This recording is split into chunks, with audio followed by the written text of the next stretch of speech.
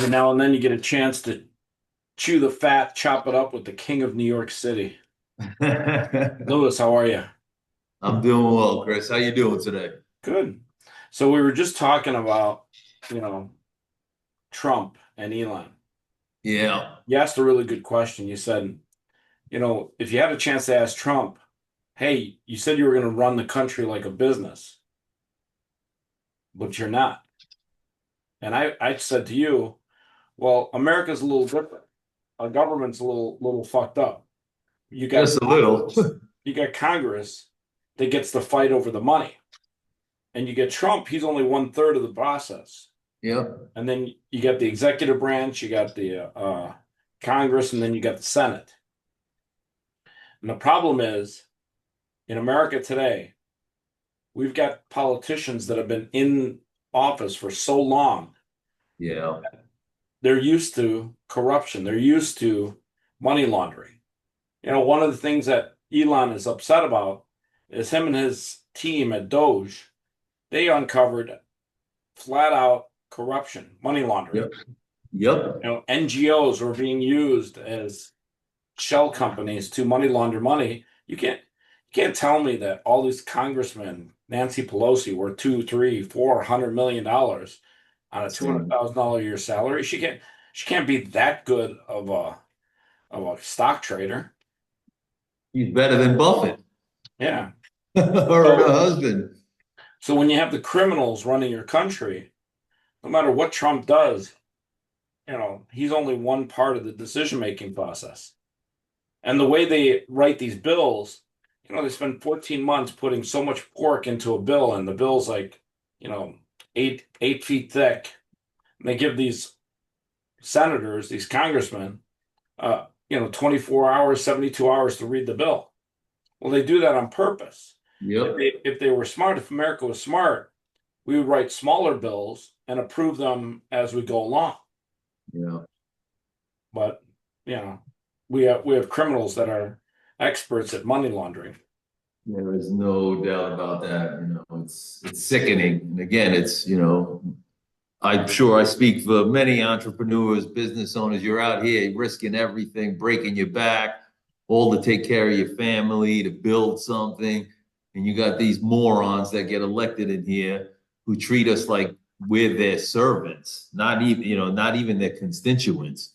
And they go and enrich themselves to a point where, again, the average American will never see, could only dream of.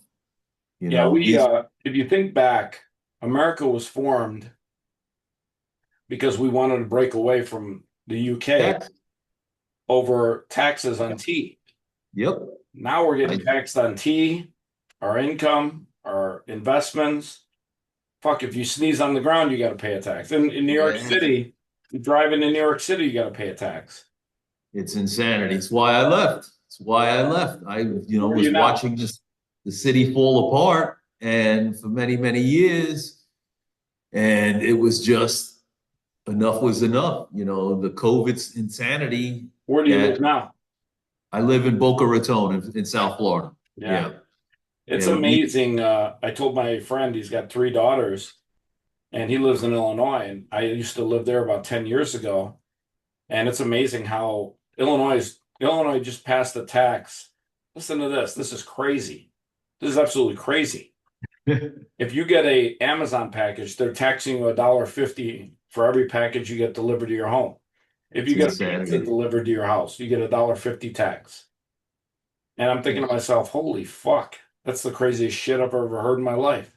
Right. But the thing that makes me laugh is just like, again, and for me personally, I don't want to sound like a saint here because for many years, I really wasn't involved in politics outside of voting for my president every 4 years, regardless of who it may be, who it was. Up until I had my son, I really didn't care. I just listened to which guy sounded more like I thought, how he was going to address things for the country and me in general, and my wife at the time. But once I had my son, and I started paying attention to everything else going on. Now I vote in the governor races, the local elections. Um, it's just a matter of having an understanding that these people are batshit crazy. And if you aren't paying attention, that's how we got to where we are today. Well, I don't think they're crazy as much as they're criminals. They're Well, basically creating they're they're criminals, but the ones, and again, you're correct that they're criminals, but the ones that I believe that are crazy are this new mentality that's been around these few years where they're trying to shove all the, and again, nothing against gay folks. I have plenty of gay friends. They know where I stand on all this stuff. But the reality is my kid who's 12 and had just finished sixth grade, he should not be learning, and he hasn't, thank God, because down here they don't do that shit. But like he should not be introduced to any of that stuff until I or his mother are ready to introduce it to him. And for now to have politicians, speak like my beliefs are insanity, that his kids should be doing this shit. And you've been watching this shit, the drag show queens and all this other stupidity that's been out there. That's when I say the lunatics, obviously now that run with the criminals. It's insanity. yeah, it's tough to see what's happened to New York City, by the way. Yeah, but again, I'm gonna if I may, I'm gonna tell you a little funny story because and it starts off, it revolves around my insurance practice when it whether it's the athletes and the entertainers. And what I mean by that, and my like I say, my real estate clients in New York. In '07, I believe, was the first time I ever went to LA. Now, simultaneously, I just started getting on social media around the same time. I go out to LA for the NBA All-Star game. I have one of the young men who worked with me back then, and we land. We had rented a car because we were going to be driving all over the place. We go check into the hotel, and it's in Koreatown. Now, there's nothing wrong with that because the hotel was 4-star, whatever it was. The place was beautiful. But the young man that I have with me, I literally look at him. I go, I hope you were paying attention when we drove in. There is nothing but Asian restaurants around us. So it's going to be breakfast here in the hotel, and then basically we're going to be eating in these spots. Can you eat here? No, I don't eat Asian food, blah, blah, blah, blah, blah. I'm like, all right. So we check in. I'm like, come on, let's take a quick walk. We got plenty of time before we got to go to practice. Let's go see what's in the area where we can grab lunch, even change the plans of dinner, whatever it may be that, obviously fit your palate, as I tease them. And in that walk was my first, and I still tell this story because I was a complete shock. It was my first introduction, my first seeing it with my own eyes because I hadn't seen it on social media yet. How horrible LA was. Oh People yeah. laying in the streets, you Well, know. I think what people don't understand is America's got a homeless crisis. Yeah, They estimate it'll take $20 billion to solve that crisis. And a lot of homeless people are just people that they're in a place where they just can't seem to get out of it. crazy. I think if we spend $20 billion on sending weapons to Ukraine, we can make that decision from a humanity standpoint and solve that problem because that crisis is a humanity crisis. That's a crisis of mankind. And I agree with you. It's disgusting that Americans have to live like that. And, just to finish that story quickly was, I see this and the gentleman who was working with me, Mikey, we looked at each other and we're like, what the fuck are we looking at? And you just saw it was broad daylight. There was people laying in the street. I always add this little kind of joke in it is that he and I are walking on the sidewalk. There's people laying on the sidewalk. So we're on the street, back on the sidewalk, on the street. And out of the corner of my eye, I watched this little old lady come out of an alleyway. And I call it the Tom and Jerry Bugs Bunny garbage cans that they used to show in the cartoons in the 50s when they're small. She's carrying one of those with garbage in it, and she just threw it into the street. So After that 3 days of craziness there, the All-Star game, we come back to New York and I go out to dinner with very, very successful real estate families. These families, they own the majority of the buildings in Manhattan. They've done incredibly well for themselves. And I'm telling them what I just witnessed out there. And I literally said to them, I go, if you guys don't stop voting with your bleeding hearts, this is what's going to happen to New York City. When was this? How long ago? '07. How's New York City today? New York City today is an absolute shit show. I Yeah, haven't been I was back in there about over a 6 months year. ago, and it's unbelievable how New York has just gone downhill. It's insane because in the '80s, in 1986, as a 16-year-old kid, I was running security for the biggest nightclub in Manhattan back in the days. So we grew up on Long Island. So I had me and a bunch of my college teammates, all Long Island boys, come into Manhattan. We'd go to work. And one of the great things about working at this place, it was the old Roseland Ballroom, famous, famous place. One of the great things working there was on Saturday nights, we had to be there by 10 a.m., but our shift didn't start till 11 p.m. So we would get there around 9:30. The owner and the management, they fed us. They had a restaurant in the place. And then we had about an hour and 15 minutes to go and do whatever the hell we wanted to do until we had to start working. So as all Long Island boys, the first place we went to was 42nd Street. I wanted to see the insanity of everyone had told me in 1986. You know, the hookers all on the street, the peep shows, people grabbing you and pulling you by the arm. Listen, kid, you need this, you need this. I got heroin, I got coke, I got weed. And it was crazy for me as a 16-year-old. Now you go to New York, the city itself is prettier because of all the money that was put into it during the Giuliani years and all that great stuff. But all those same dynamics, the hookers, people grabbing you, asking you if you need drugs right in the street. And it's not on 42nd Street, it's all over Manhattan. You Yeah, know, the smell of weed everywhere. And again, this is never to knock weed because I have nothing against it. The reality is that the first thing for me, who partakes? I will not deny it. But the reality becomes is even I know the last time I went to New York City and I went to go see one of my clients uptown on the Upper West Side, one of the most so-called prestigious areas in New York City. You get off the subway and the whole area reeks of weed. And I'm like, you can't have society like this. yeah. It's not only the weed though, but recently, the last 4 years, the amount of illegal immigrants that have Yep. taken over New York City have literally it's been disruptive and it's made it worse for the people that are there living and working, Yep. paying taxes. And again, I left right before that. I left July of 2021. That stuff started in what, 2022, 2023. Not And my pretty. wife and I, to this day, we joke about it because I had to concede so much to my old lady for her to finally say, all right, let's go, we're leaving. And we laugh about it because it's only gotten worse since we've left, significantly worse. Where, I have clients are like, let's go. I'll be like, listen, I'll fly up. We'll go. I'll meet you in the office. We'll go out to dinner. We'll go out and do what we used to do. Nope, I don't go out anymore.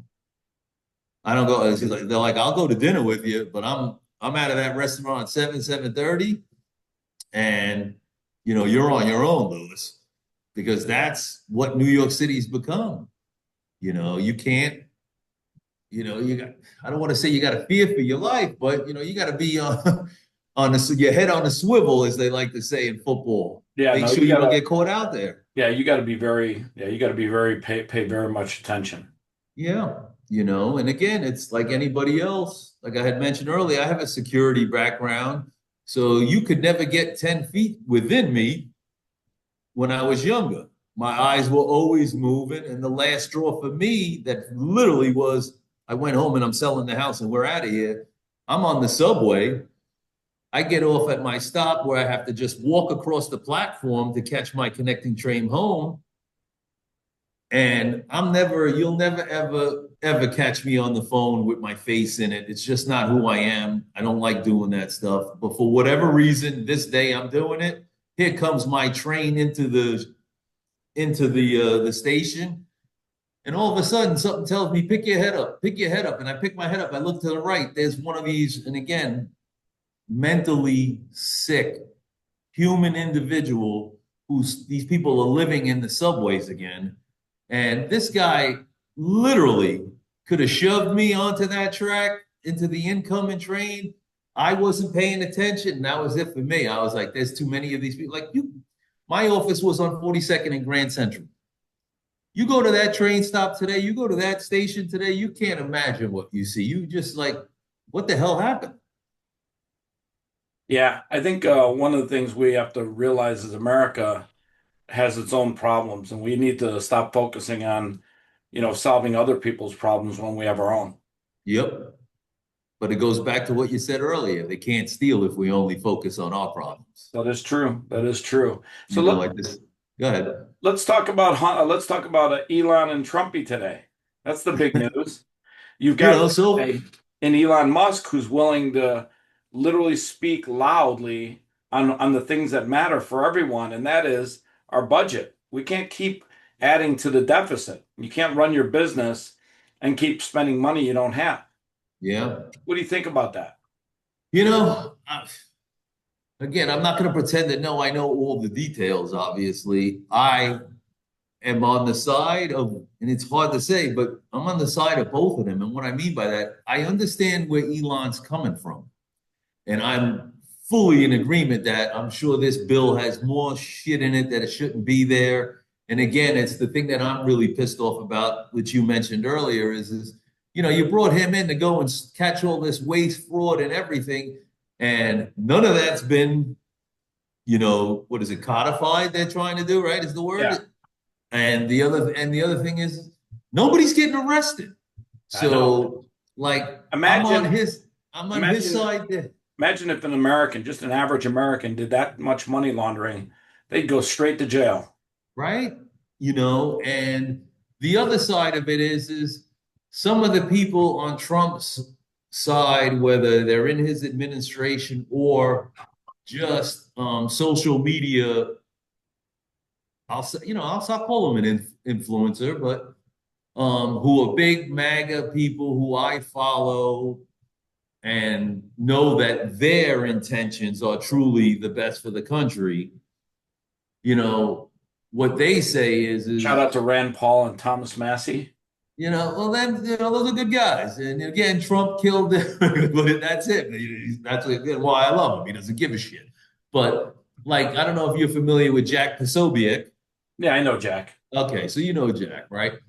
So I mean, if you follow him, you know he gives a shit about this country.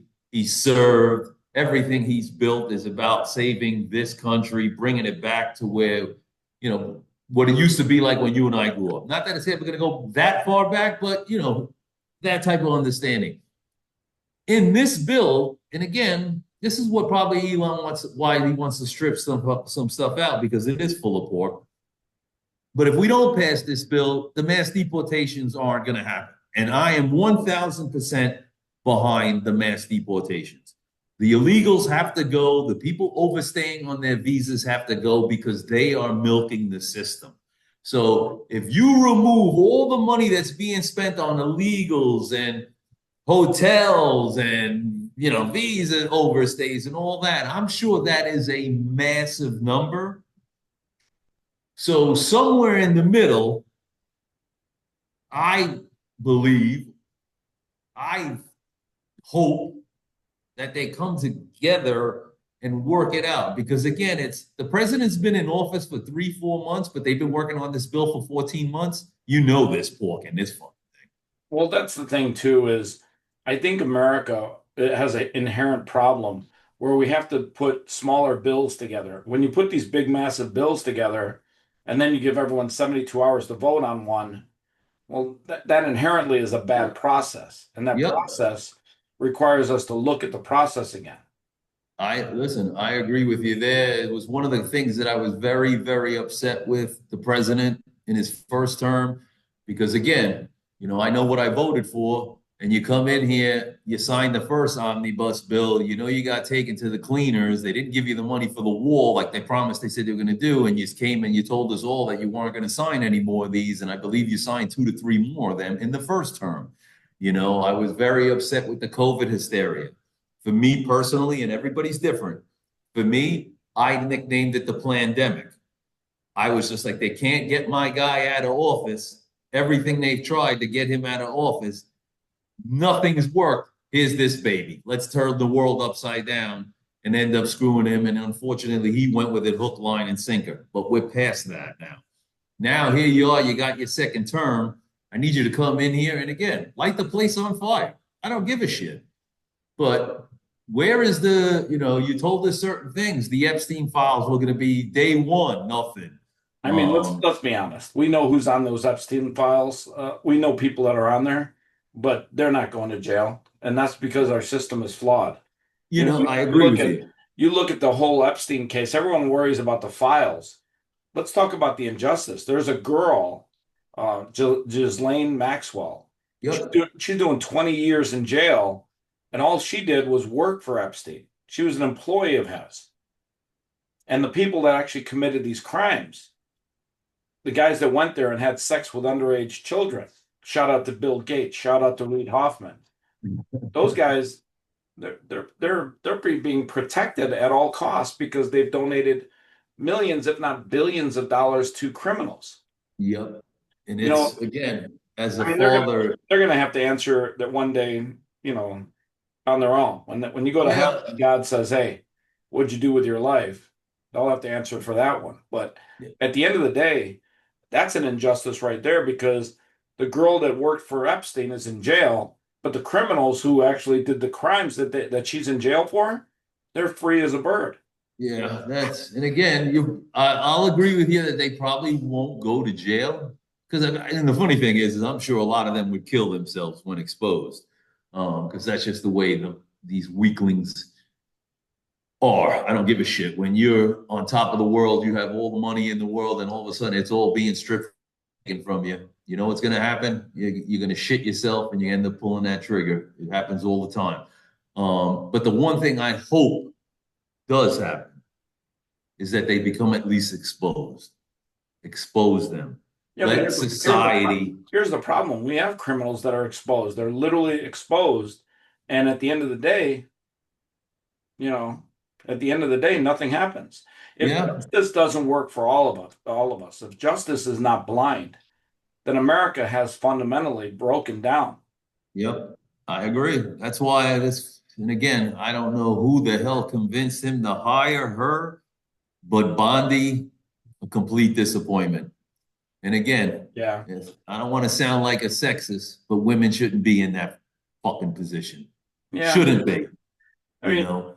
maybe yes, maybe no. I'm not worried about whether you're a woman or a man. Just do your job. And at the end of the day, so far, But she's I, she's got you a know, pillow. She's falling asleep at the switch.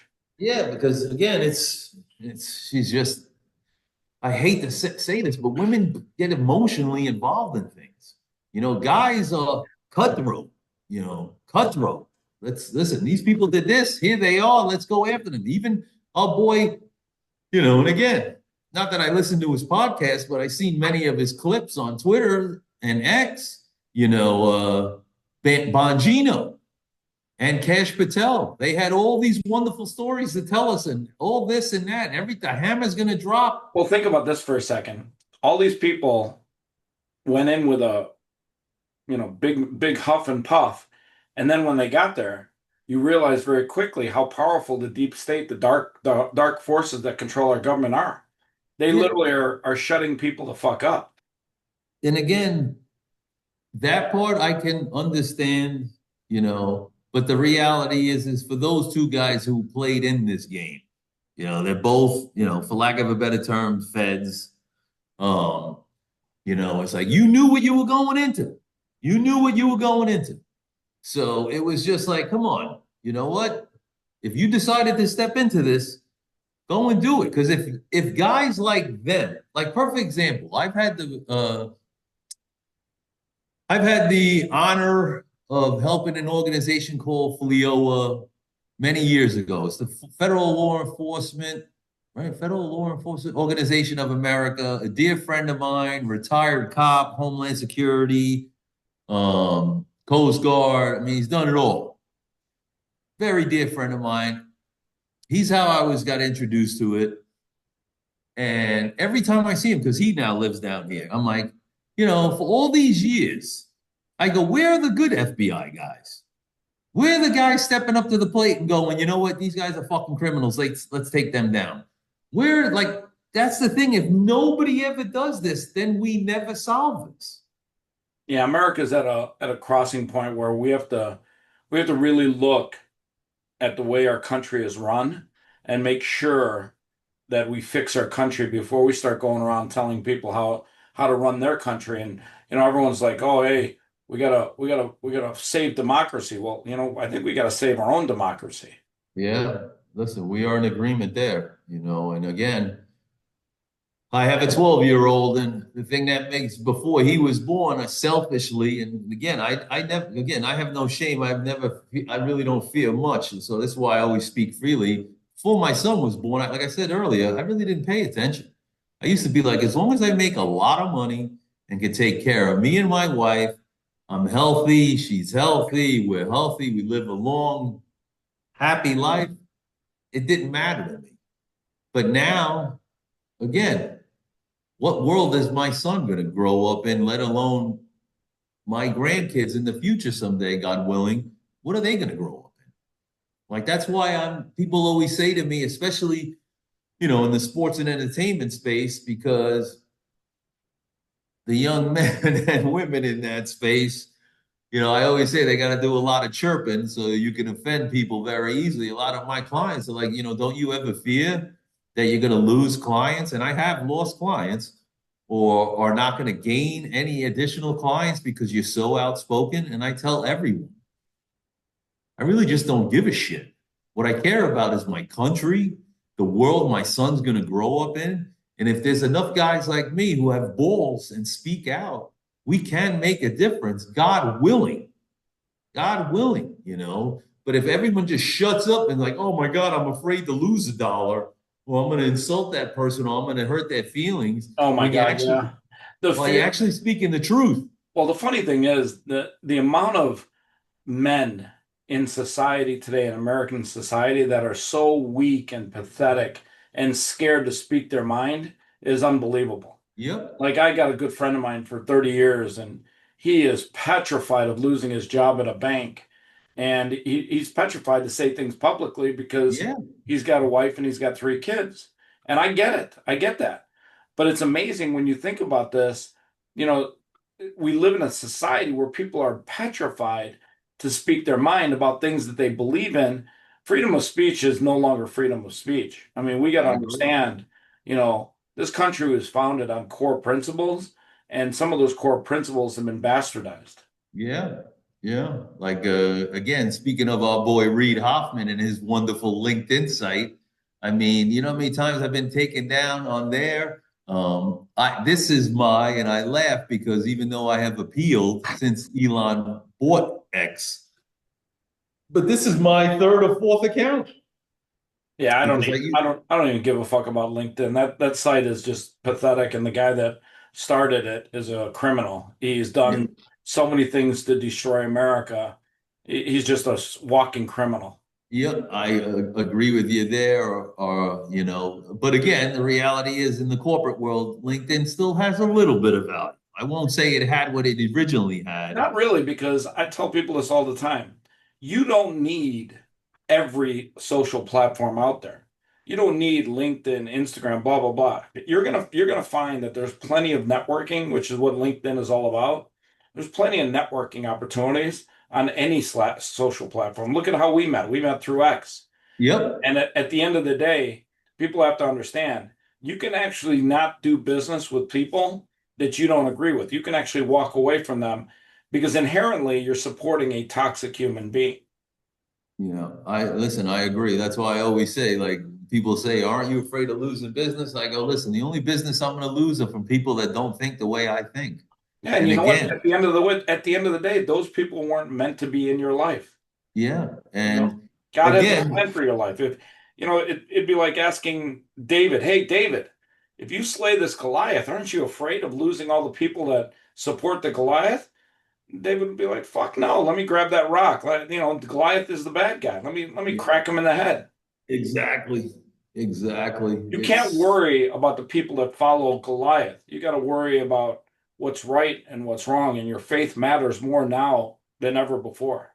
Yeah, oh man, do I agree with that right there, and it's funny because we're both of the same mindset now, but since my son was born, obviously taking him to church every week, and all that great stuff. And just probably about a month ago, 2 months ago, we were working on our golf game, and Oh we God, yeah, we my golf game needs so much work. It's not even funny. I don't even think it's called golf anymore. I think it's like I cannot believe where the ball goes sometimes. It's literally a shock to me. it's a crazy, crazy game. I tell people all the time, the hardest thing to do on planet Earth is to hit that little white ball where you want it to go, and it's not even moving when you go to hit it. But I was telling my son, I was like, listen, what I need you to promise me, and again, you're still young, hopefully you'll be able to keep it, is don't ever leave the church. Yep. Don't ever leave the church. And he's like, well, what do you mean, Daddy? I was like, well, listen, Daddy, when Daddy was running the nightclubs many, many years ago, Daddy thought he was on top of the world, had everything, was making so much money. But as I got older, I realized that those clubs, and again, they're a necessary evil, but they were the devil's playpen. I was doing things which, I could brag about or look down on myself about. It was so crazy. And when God sent me your mother, everything I could have ever hoped for and dreamt for, it was hilarious. It was like, man, this is what I've dreamt about since I was a kid, and here it is. Only one person could have done this. And that's when I started going back to the church, and my life got even better. And by the grace of God, we had you. We had you. God's given me every great thing in my life, the greatest parents, the greatest brothers, the greatest wife, my great son, this incredible career that I have built, even through the ups and downs. It's all because of him. And the reason I'm telling you this, son, is don't make that mistake. Don't make that mistake. Stay here. Always keep him close. He will cover you. He will guide you. When daddy is no longer in 40, 45 years, because me and God have an agreement that I'm living to 100, since I've asked for it forever. But the reality is I tell him all the time, for as long as I'm here, I'm always going to be here for you.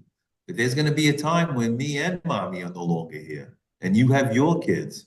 And the one thing you're always going to be able to fall back on is God.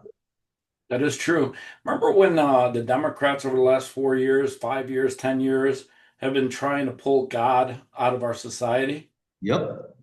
If you think about it, it really makes it clear as day. Like you don't have to even think. You don't even have to like discuss it with people. If you look at the actions of the Democrat Party and where they align their faith and their beliefs, it's very easy to see who's good and evil these days. Like you don't even have to think about it. Yeah. You And know, it, and it, when you put boys in girls athletics, and these boys are beating the living hell out of girls in boxing and judo and wrestling, and you think to yourself, well, that's pretty easy to spot. Whoever supports that is clearly evil because yep. little girls they can't match up to boys. I mean, I would, on all my platforms, I would kill not only my boys who have daughters who keep their mouths shut, anybody who is listening or reading any of the stuff that I was posting was hammering that scenario. It's an absolute disgrace. I mean, if I would have had a daughter, oh my God, I'd be in jail. I would literally be in jail. Like, the girls who are the top girls in their sport losing to these boys who think they're girls. and losing opportunities. Like there was the number one, if I recall correctly, the number one high school girl swimmer in the country is either from down here in Florida and or Virginia. It's one of those two. She was across the board the number one girl in school. She goes and gets beat. And like her parents get crucified for voicing their distaste in this, their disgust in this. And I'm like, what the hell has happened to society that people think that this is okay? And then again, like I always get on my own athletes. I treat the athletes like they're my kids. Meaning, if I tell them all, if you come decide to work with me in my organization, the one thing you're going to do is you're going to have, if you want it. If you don't, I'll stay out of it. But the reality is you're going to kind of have like a second father. In some cases, a first father, meaning you come to work with me, it's my goal to help you succeed. If I don't help you succeed, I fail at what my job is. So I always tell these guys, I go, you know what? You're the biggest so-and-so in this sport. Nobody, you don't have to worry about having anybody questioning what you say, but how the hell are you not talking about this? How are you not saying anything about this? That girls are getting beat to death by males, boy competitors. You saw what just happened the other day. The guy who claimed to be a girl in the Olympics and won the gold medal. Now, all of a sudden, 5 months later, they find out somebody leaked his medical and he's actually a real guy. When you and I can look at the TV and absolutely know that's a guy. The girl takes one shot in the fight, gets hit in the head, and she starts crying and quits right on the spot because she's never been hit like that. I mean, it's insanity. And again, things are changing now. The DEI stuff, this insanity about the boys competing in girl sports, we're not done yet, but at least now it's more out. People are out there voicing their opinions now, at least stating the fact that this is insanity. Yep, I agree. Let's talk a little bit about where you've come from in your life. Talk a little bit about some of the success that you've achieved in your life. What have you done with your life so far? Well, my biggest success out of, you know, being a dad and being a good husband to my wife, my biggest success has been my business. I started it in 2004. I came into the industry as raw can be. And it's the insurance industry. And, I've just grinded my ass off to build something that one day, if my son doesn't become the greatest golfer in the history of the world, I will hand over to him. It's been such a journey because it's taught me so much. And what I mean by that is, I'm sure in the short time we've been talking here and so in our tweets back and forth, I consider myself a very confident guy. Don't fear much. But being an entrepreneur, and you know this, it's especially a solo one, there are days where you stare at the walls and trying to figure out what the hell's next, what's going to happen, all those things. And, through it all, I just kept fighting, never gave up, even today. As I mentioned earlier, in 2017, the sports and entertainment practice was growing where people were starting to recognize the name. I won't say everywhere, but it was getting everywhere. And, I was happy as a hell, obviously, but then out of nowhere, my wife had got sick. And for a year, from 2018 to 2019, there wasn't a doctor in New York that could tell us what the hell was going on. We had taken the first cancer screening, it came back negative, but she wasn't healing. She was in physical pain. It was insanity. Then we took another screening and it came back positive. Now, at that point in my business, I said to myself, okay, am I hiring someone to take care of my wife so I can keep doing what I'm doing? Or Am I going to try to work just the sports and entertainment stuff from home? The irony, I was working, working from home for 3 to 4 years before work from home became the thing, and I fucking despise it. And I made the decision that, okay, my son's 5. I'm going to work from home and take care of my wife and get her through this. And by the grace of God, it took 3 years, but she beat cancer and she's living a great, healthy life now. But the reality was, is I went from being on top of the mountain again to, oh my God, I'm losing everything. The sports and entertainment stuff that a lot of it got done over the phone wasn't, the transactions weren't happening. It was just a complete, shit rolling downhill, a landslide. And during my darkest moments, obviously, like we just discussed, I talk to the big guy in the sky every single day, and I just used Amazing to tell, how he listens all the time. He's like he's the best podcast host. He'll sit there and it's podcast with you every day. it's amazing because I literally kept telling him, I was just like, just save him. All this other stuff is so superficial. It doesn't matter. Even my wife's like, how the hell are we surviving? You're not working really, all this stuff. And I kept telling my wife, I go, listen to me. All I need you to worry about is getting healthy. I don't give a shit if I lose the home, the cars, the business. Your husband will pick his ass right up after you tell me you're healthy and rebuild everything from scratch if I got it. And it's essentially what I had to do because after we got the first year of clean screening, I go running back into Manhattan ready to conquer the world because I'm so upside down. And COVID Oh, happens. no, no. And then they send us home. We're not even going into Manhattan and working now. Now we're back to home. Now I'm another 2 years of working or attempting to work out of the house. And it was just insanity. So I You know, always say, you're in the insurance business. yeah, Think about this for a second.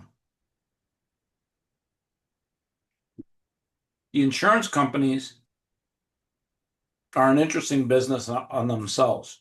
yep. And you look at insurance in America today, what are 3 things that you would want to improve upon when it comes to health insurance? Obviously, like every other person, cost. It's just ridiculously priced out. Obamacare, which I screamed from the rooftops back then, was going to really screw up the health insurance industry. It truly did. And what I mean by that, there used to be a time where you used to be able to go out there and purchase what, they would call an emergency fund or emergency insurance, or I used to jokingly call it holy shit insurance, meaning if you go to the doctor, you cover that yourself. You go to the dentist, you cover that yourself. But you go and get hit by a bus and you're in the hospital for a year, the health insurance, that's where those risks are covered by those type of plans. They used to be able to purchase mom and pop Every now and then I plans. get a cameo by Gracie. Gracie Hi, Gracie. wanted to make a cameo. Yeah, Like, that's listen, great. it's not a podcast without me. Listen, pets are everything. I'm a big dog guy, big Rottweiler guy. And I have my cat as well too. I don't have my Rotties anymore. I'm gonna wait to purchase a new home down here, and then I'm gonna go and get my 2 dogs again. But animals are the greatest. But just back onto what I was saying there, the whole COVID thing, and again, I'd be shitting you if I'm telling you I wasn't shitting in my pants. Here's her little brother, Theo. So you're like me too. You gotta have two. Well, You gotta have I two. actually have 3 of them. But Oh, the God funny thing bless. is, I've never had small dogs, but these 2, I just couldn't let go to the shelter. Listen, I understand. Again, I'm not a small dog person, and it's maybe because I was always a big dog person, because everyone's afraid of the big dogs. And I always say that the small dogs are louder, they bark more, they nibble more for damn sure.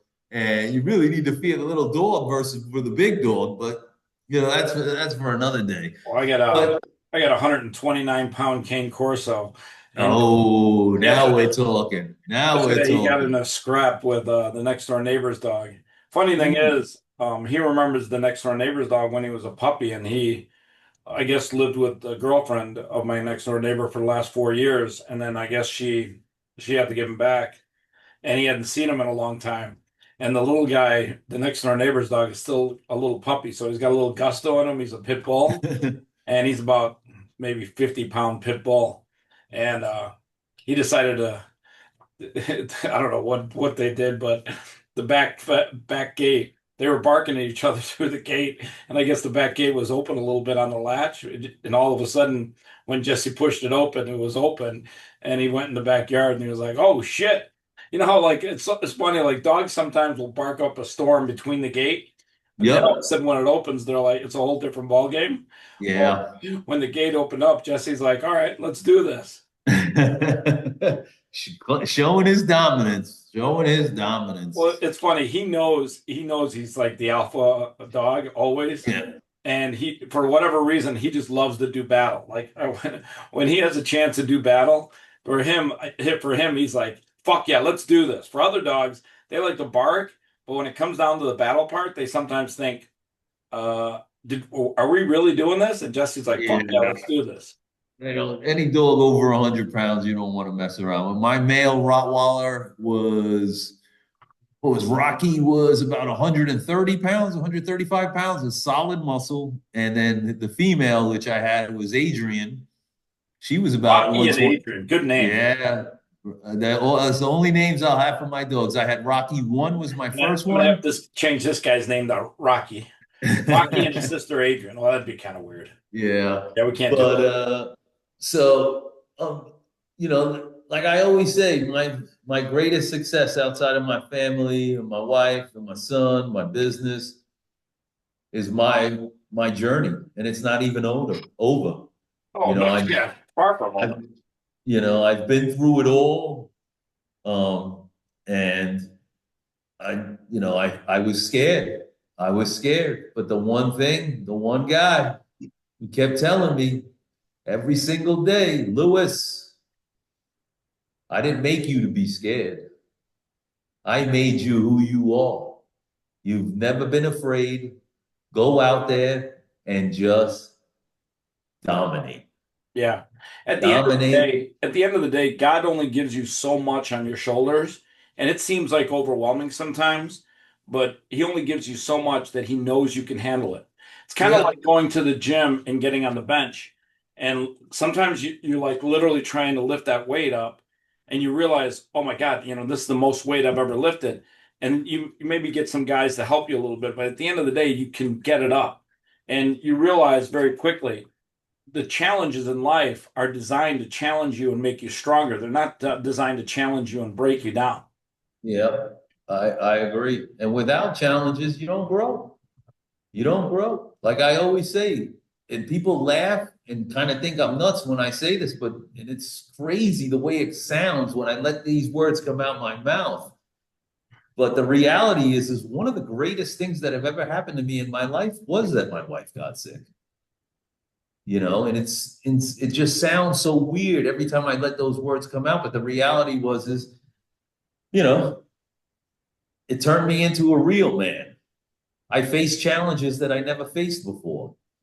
And, I overcame them and I'm still overcoming them. This challenge of opening up down here in South Florida and building from scratch has been a challenge. It's still an ongoing challenge. But every day I get up saying, you know what? Get up. Let's go to the gym. Let's get our workout in and let's go out here and kick ass. And that's all I've ever done. And he reminded me of that. And that's why, again, even like perfect with Mark, who started our group. Now, Mark and I connected. Mark and I connected on Twitter because him and his partner Alan, they were like me, fucking loud maniacs, screaming about the COVID thing was a disaster. It's bullshit. Blah blah blah. It's horrible to see how many people have lost their lives to the vaccines that were forced upon them. And again, both my brothers took it. My father, God rest his soul. I moved down here July of 21. In April of 21, He fell down, went into a rehab center. They gave him the fucking shot there. He had massive organ failure. Now, they called me from there going, your father's incoherent. And I'm like, put my father on the fucking phone. I go, how is he incoherent? And I get him on the phone. He didn't even know he was talking to me. He's just screaming and babbling. Then when I flew down, and again, this is God at work again. I flew down in June of 2021 to start searching where we were going to live, seeing the apartment complexes that I had saw up in New York. And unfortunately, my dad had passed. So that's when I came down here. Long story short, I had to clean his apartment out. The first thing I grabbed is the first book I grabbed. There was the vaccination card. And I was livid. I'm like, because my dad was 88 years old. He had no issues except having a big belly and struggling to walk because he had a shitty knee replacement job. I got news for you. That big belly, we got to fix our diets in America. We got to fix what we put in our bodies. Listen, I agree with you there. I've made the changes myself. I'm in the best shape of my life right now, and I'm continuing to go down. I want to lose like another 10, 15 pounds. Um, and then, I mean, like, be happy because, again, you're correct. You know, like, it's funny, like, I joke around with my son because when I grew up, my parents not having much and over leveraging themselves to have us grow up in Long Island, we ate a lot of fast food because obviously back in the days it was cheap. You can go feed a family of four, three huge Not sons. anymore. I got to Not tell you, anymore. Not I anymore. get, We know I that. go But to back in the a day, fast food place every now and then, and I'm actually shocked every time I spend money there. I'm like, what the fuck did I just buy? yeah. And but it's in everything. It's not only fast food because even now you go into New York and this is 2 years ago. I'm dropping. By the time I'm done having them create my salad, it's $15. What's So that? it's At a fine dining or at a fast food? no, in the, in New York City, and I'm sure in other cities, obviously, as well. I know they got one down here in Coconut Creek called Chop, I believe. Oh But yeah. these high-end salad places that, the salad starts off at $9 and you get a couple of toppings, and then before you know it, you're adding meat, you're adding this, you're adding that. Before you know it, it's $15. I went and had soup and a sandwich the other day and it was 33 bucks. I was like, what the fuck? Right? Like I was at the Combine 2 years ago in Indianapolis. And I'm in the hotel and I'm like, man, I want to get something fast to eat. I go running in the Subway and I order a flatbread sandwich and a bottle of water. The guy's making it. I go up to pay for it. And he's like, listen, you want a cookie or chips? I go, why would I order turkey, spinach, tomato, and olive oil and vinegar and then go and ruin it with cookies and chips? I go, of course I don't want that. And we're both laughing. And then he rings it up. It was $16. Oh, I went to I hadn't been to a Subway probably in 3 years. I went to a Subway last year and I remember the days when they had like $5 foot long. Yeah. I order a foot long, like 16, 17 bucks. And I'm like, what? I know I ordered avocado on top of there, but what are we talking about here? Right? So yeah, I don't think people understand the federal deficit. The more it gets out of control, the more money we print, the less value each dollar has. Yeah. And it's really creating poverty for the middle class because Yep. you can't keep running the country at a deficit and printing dollars and not expect each dollar to buy less. It's again, you go out and buy a Snickers bar today, it's almost $2. When it Well, used to be, when you and I were kids, they were 50 cents, they went to 75, and the yeah, chocolate's not don't even even good waste your time chocolate with the Snickers anymore. bar. There's You nothing know, good to the Snickers bar. That's another thing too. We live in a society where kids are being addicted to sugar, almost like cocaine. And yep. sugar is the most destructive thing you can put into a kid's body, into your body. It's unhealthy on so many levels. Yeah, I've been aware of that whole sugar thing for many, many years since I was a kid. My mom, God rest her soul, was a diabetic, and she, don't get me wrong, she lived an incredible life. But just to see when you're a kid and you're watching your mom hitting the insulin in the thigh every day, Yeah. and it has something to do with sugar, that whole craziness is. And again, I'm not gonna lie to you. When we were kids, I used to put sugar on Frosted Flakes, as disgusting as it Oh my sounds. But God. but it made the milk taste great because I hate the taste of milk. But you know, I haven't had sugar where I've taken sugar and put it on anything in probably over 30 plus years. There's no need for it. Obviously there's sugar in certain things, but again, I try to pay attention to all that stuff because you know I want to live a long, healthy life. I want to see my kid get married. I want to see him have kids. I want to be a granddad one day. I want to see what the hell's going to happen to our country. Where the hell's it going? Are men going to rise up and Well, save this I think people nation? have to wake up and say, hey, America is where it's at because of our leaders. And if we don't fix our country's problems, we have no one to blame but ourselves. Exactly. Exactly. And again, it's when are we going to have a leader with the balls that the guy that is in there now has? You know, Yeah, I but think, I I think, think we put too much pressure on the president of our country. We have to understand that our country is uniquely created in such a way that there's power in Congress. And we have to really, we have to put the onus on all of our leaders. listen, I agree with you I there. think though one of the greatest Americans we have right now is Elon Musk. He's risking I everything for the country. No question. I agree with that 100%. I was such a fan. And the great thing about it, and people don't even really, really give him the credit for this, what I'm about to say right now, is because of him, other multi billionaires open their minds and open their mouths because they finally saw one of them step up and say, all right, I'm over this bullshit. I'm not going to be afraid about losing money or being silenced or this or that or being insulted, being called a Nazi, da da da da. All these guys that all came out of the woodworks now, all majorly successful mammoth human individuals who now voice their opinion. And it's all because of Elon. There's no question about that. There's no question about that. He Elon will deserves, go down as the greatest American in history. you know, listen, when he bought X, he changed everything.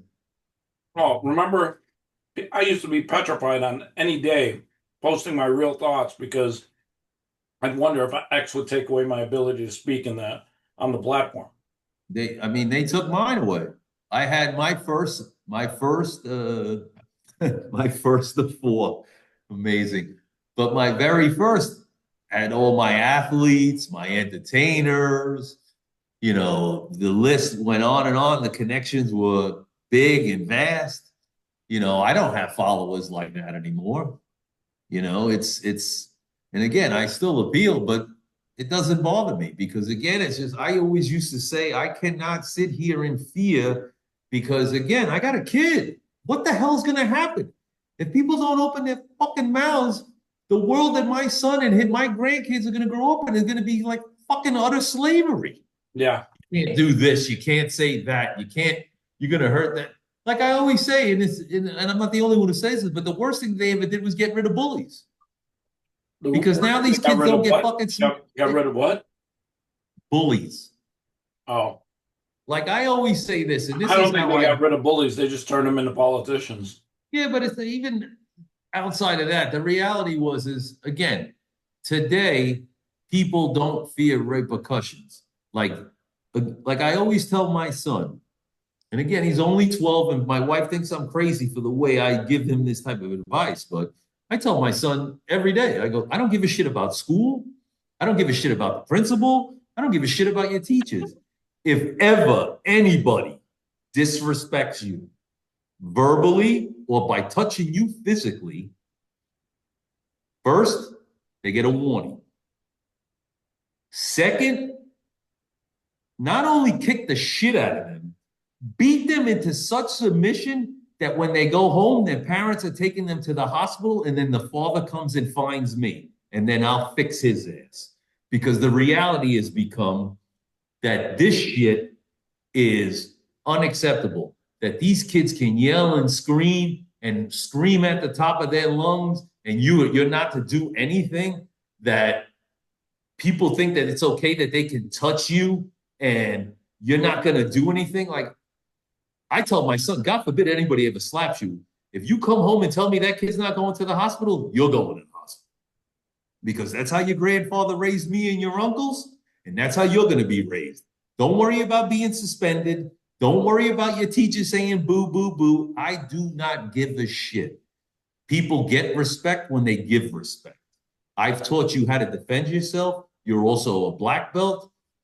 You know, you do what you've been taught to do. You don't feel like, oh, I'm getting kicked out of school or I'm doing this or this is going to happen. No, no, because that's the fairyland world that these kids have grown up. And now you see it in today's environment where these kids are.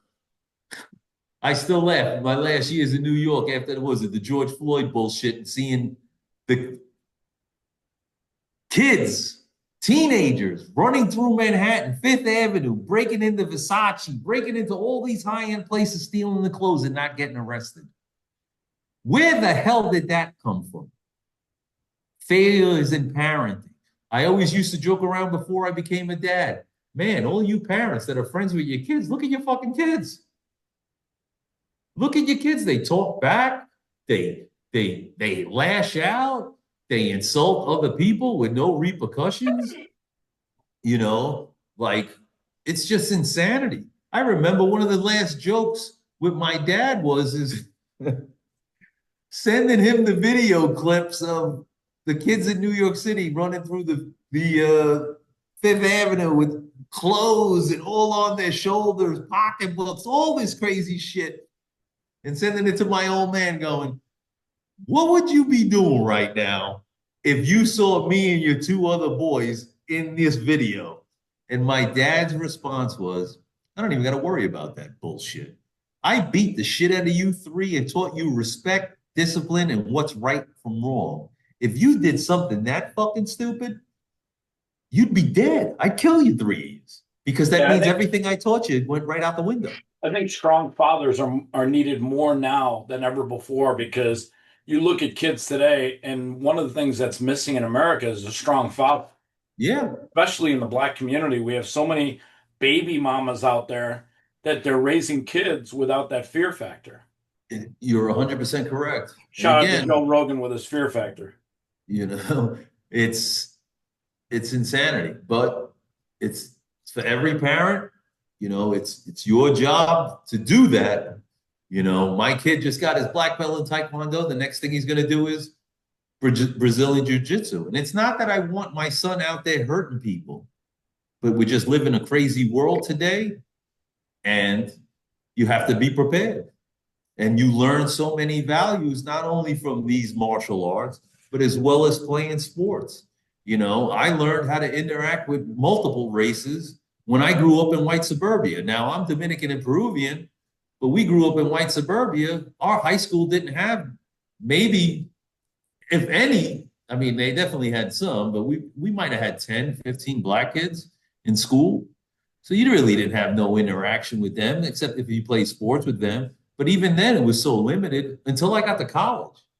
Then when I go to college, I'm playing, now I'm at college playing football, and these guys become my brothers.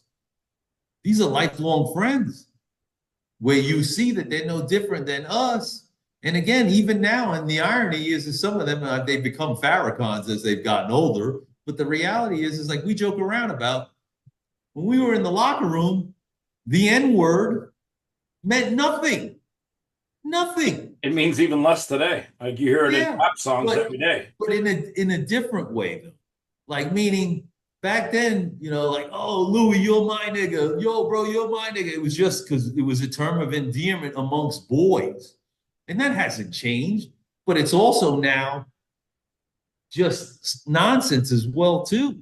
Like you can't say anything. Like I have celebrity clients. I laugh. One of them's a retired NFL football player who's prominent on TV. Used to play offensive line in the NFL. He's my boy. We used to listen to the rap music together. They used to come to my clubs. And now in their old age, they're complaining about white kids saying the N-word, which are the lyrics of the songs. It's pathetic. It's absolutely pathetic, but that's how sensitized they have made society. have made, and it's only gotten worse because these kids are worse. You know, like I used to joke around with my son when he was 5, 6 years old. We'd be in the mall and you see kids having tantrums and driving their parents crazy, and the parents are kissing the kid's ass. I would literally look at my son and go, "You honestly think you could do that to me or your mother in here?" Absolutely not, Daddy. I know I Yeah, can't. exactly. You know what I mean? Hey, And it, Lewis, we had yeah, a great organic conversation. We got to chop it up again sometime soon. But I'd loving it. like to end a good podcast with something inspirational. What would you tell people that are watching this right now that would inspire them to overcome their fears of moving forward or going for their dreams? You know, my advice would be in your darkest hours, look up to the sky, get on your knees, and you pray to him, and he will come and he will answer you. And he will give you the power to understand that fear is an emotion that you can win. You can win. And this is coming from someone that tried to get, I mentioned earlier, I was on top of the world. And I was sitting there going, oh my God, I'm losing this, I'm losing this, I'm losing this, I'm losing this, I'm losing this, losing it all. And I just went back to him and prayed day and night. To this day, I still pray day and night. And because of him, I know through anything, with him, I can get through it, and so can anybody. And to never, ever, ever, ever quit. The most successful people have gone through hell, have gone through failure after failure after failure, and they're no different than I or you. Meaning they sat there and they looked in the mirror and they were shitting in their pants. They didn't know what the hell was going to happen. They didn't know if they were losing everything. But through it all, they did not quit. That is the first thing after having the conversation with our great Lord daily, nightly, speak to him, talk to him, thank him, be grateful for him, because without him, we are nothing. That and a desire to never, ever quit. You can fail. Everyone fails. I have failed. But if you quit, you can't come back. And there is nothing better than a great comeback story. And I am 100% proof of that because I am living it day by day, every day. My company is back on track to where it was heading, and it's only going to go and reach heights that even I couldn't imagine because I will not ever quit. And that is the best advice that I could ever give anyone listening to this podcast. He's Lewis Salgado. Don't ever fucking quit. I truly enjoyed this, my friend. You Look got it. forward to doing it again. Hold on a second, Lewis.